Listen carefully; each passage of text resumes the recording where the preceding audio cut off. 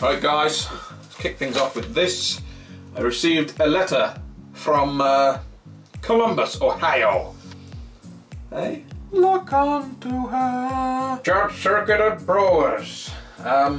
Yeah, they got in contact with me and said, send me your address because I want to send you some decimals. So we have a sticker. Now, I'm not going to stick it up in here, which is a shame because I would want to. I would have liked to have got it on here somewhere, but there's no room for it for a start. And if I put it on the fridge, I'm worried it's going to get messed up in here. So I may put that on the fridge in the house. So we got that. That arrived. I've also had some other beers arrive in the post from Sweden. Yep, Beardy Brews. Go and check out his channel, and if you like what you see, give him a subscription. He sent me a coconut shy peon, a coconut shy IPA, called it the Shy One, which I'm looking forward to getting cracked onto that leaderboard. Also talking about the way he's sent this. I know Stas did the same. I think Carl from Floor Sweepers Union did the same. It's vacuum sealed in a bag. I like that, I've not seen that before. But he didn't just send that, he sent along this, the red tag, Raspberry Vanilla IPA, which I'm going to get cracked out now while I do this video. I've got some stuff to do in here. I've got to clean out the pumps because I've had them recirculating with some cleaner in, and got to get the keg, empty keg, cleaned out, ready to take this New England IPA, which will probably keg tomorrow once I've let the keg and lines have a bit of a sit with the cleaner in. Well, but first let's get this cracked open. Sadly, I can't use the other thing that he gave me because he sent along one of these. Friggers. Hey, sent along one of these friggers. A friggin' bottle opener. Cheers, mate. This is a screw top, so let's get it cracked open. 5.2%. Nice level of hiss there, not too much. No gushing. Brilliant.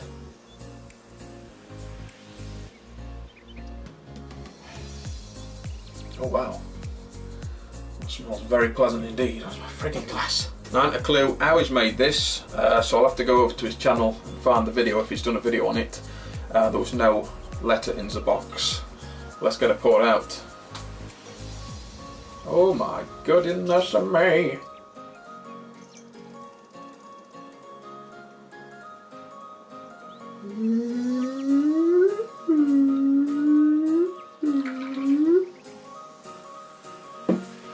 My God, look at that bastard.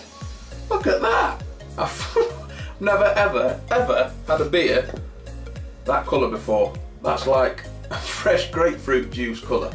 Pink grapefruits. That looks appealing to me. I'm intrigued more than anything. The aroma out of the bottle was fantastic. Oh man, crikey me, not really getting any vanilla on the aroma, but you know what it smells like? It smells like a friggin', smells like a punk IPA with a real natural raspberry aroma to it. That smells good. Let's hope the taste is just as good. Cheers.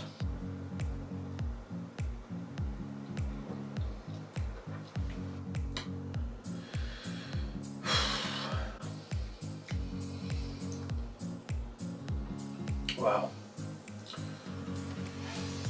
I don't know quite where to start with this.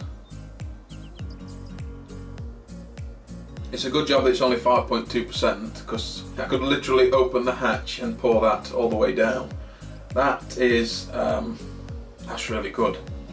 That is really good. I don't know if it's meant to have this hazy factor to it, but I think it adds to the beer. It's bottled off the keg. Wow. That's really good. It's not heavy at all. It's got a nice light mouthfeel to it. And it does drink to start with. As soon as it hits your tongue, it does drink like a fruit juice. Then midway into the end, you're getting a nice hit of biscuity malt. I was thinking, when I read the bottle, and I was reading Raspberry Vanilla IPA, I was wondering whether it was going to drink more like a fruit beer or more like an IPA. And raspberry and vanilla, I guess. Vanilla sometimes, for me, unless it's in like a porter or a stout, can be a little bit sickly. but it drinks like an IPA. It tastes like an IPA. It doesn't taste like a fruit beer, although you are tasting the raspberry. The amount of malts that are coming through is extremely well balanced to the amount of fruit that's in it, or tasting like a traditional IPA. Definitely getting the hops on it. The hops are working really well with the raspberry. Almost a bit of a florally hop flavour, which is blending with the raspberries. Raspberries on par, definitely there. You definitely know they're in there. If the bottle was blank and there was no label on it, you'd be definitely able to tell there was raspberries in it. And the vanilla, you have, in my opinion, for my taste, you've friggin' nailed the vanilla. The vanilla is just a little bit of an undertone midway into the back, but it is not overpowering. It doesn't take away from the IPA feel. This is a friggin' winner, mate. My God, I wasn't expecting to be taking this video up by talking about this quite so much, but it definitely deserves talking about. That is, oh, it's blown my mind. That's good.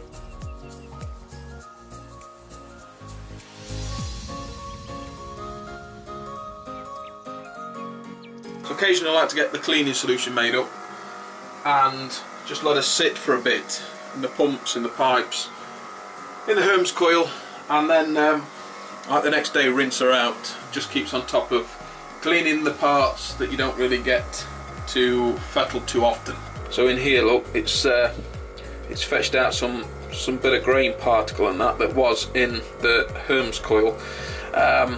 And the pumps and whatnot. I've emptied this out. This is clean water now, just rinsing her through, and it just does a good job of getting everything nice and clean. Which brings me to the pumps. So these pumps, as you know, have come from Keg Kingdom. The story behind it is that Matt very kindly sent me one and then sent me another one. I was using the solar pumps, and I know Homebrew Chris has recently received one, and he's done a good review on how he's coping with the pump. Now I was using the solar pumps. They kept blocking up. They're not really built for the job of what you are throwing at them.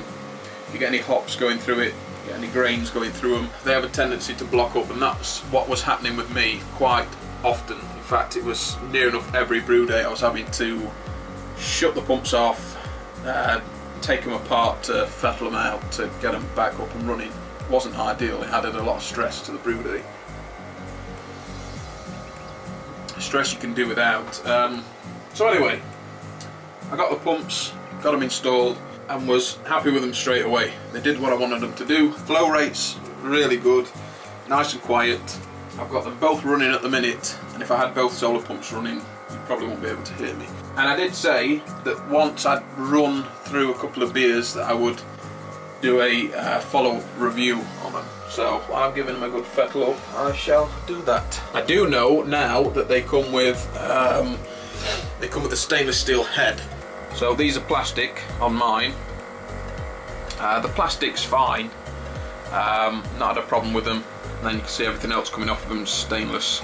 But they take the half-inch Gecko fitting, and I've had to sort of cobble this stainless connector up off the plastic to get me onto 2 valves so I can operate the pumps, control the flow, and then out through the Geckos again. Since using them, since installing them, and since putting through numerous brews, using them on numerous brew days, I haven't had an ounce of problem with them. You turn them on to do what you want to do, they do the job, you turn them off. And I've noticed that on the occasion where I'm using quite a bit of hop, and I don't tend to use leaf, so I'm using pellet, occasionally you will get some hop that sneaks through your filter and hits the pump, and you know it's done that because it's running fine and it sort of throttles back a little bit just for like a split second, just while it's got that hop in there, and it just spits it straight out, and away you go. Never had them block. They just attack everything that gets thrown at them. Everything comes out to clean it. If you want to give it a real good fettle out, nothing gets left inside the mounted pump. You can take everything out that's in contact. Cut a long story short, I'm extremely happy with them, and I do believe the discount code still works, because I haven't heard any different. If you head over to Keg Kingdom and use the discount code TOM when buying the pumps, you'll get 10% off the pumps. It doesn't matter how many you buy. Should be about done now, boys, so I'm going to turn her off and get her emptied. Hang all the pipe work up and get this keg out for cleaning. But that's going to wrap this video up, guys. It's going to wrap this video up. We're just going to end on this. I'm going to end on this.